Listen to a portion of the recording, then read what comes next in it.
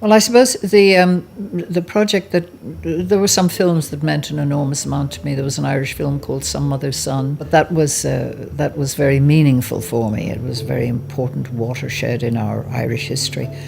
So that, and I think the film stands up the test of time.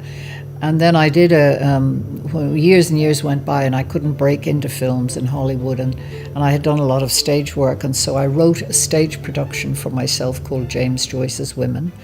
And I was very fortunate, a wonderful director called Burgess Meredith, whom I had worked with, directed it for me on stage, and then I made it into a film. And it was everything I learned in that process has been terrific. I mean, I wish I had known going in what I learned as a result. So that was done simply because I had to do something that was mine, something that I could, put my teeth into and that I could create and that would be mine, and I could do it. And I have done it in various parts of the world. And it gave me a great deal of joy. It also nearly killed me, I have to say. It took 10 years of my life, but it was, I don't regret that. I learned so much from the doing of it.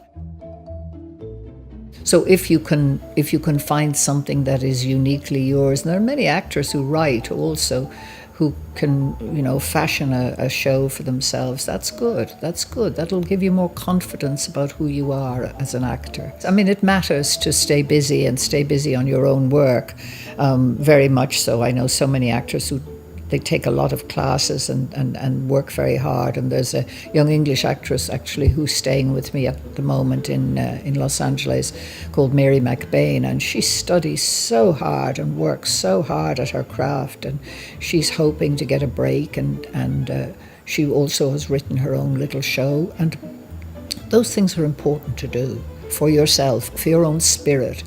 And also I think it's important to have someone at home, or someone close anyway, who will be able to say to you, yes, it was very good, never mind that you didn't get the part, next time.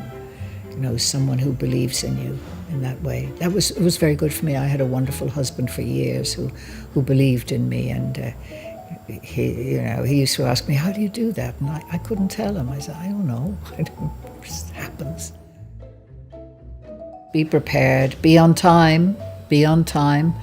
I work from the ground up, so I wear shoes that are comfortable for me, whatever your preference is. But those are important things, and be heard. Make sure you're heard in your audition. Don't mumble. I auditioned an actor once for a play I was directing, and he turned his back to me and he mumbled to the upstage wall. I'm sure he was brilliant, but there was no way that I could cast him, And I said to him, are you sure you want to be an actor?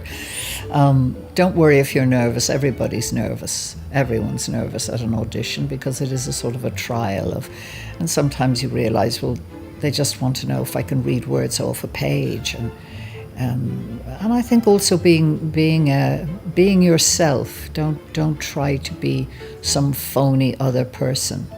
Be yourself in the character.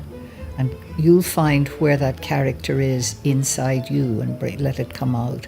That's the best you can do. And then just, go home, and on the way home, in the car, you'll find all the ways you should have done it,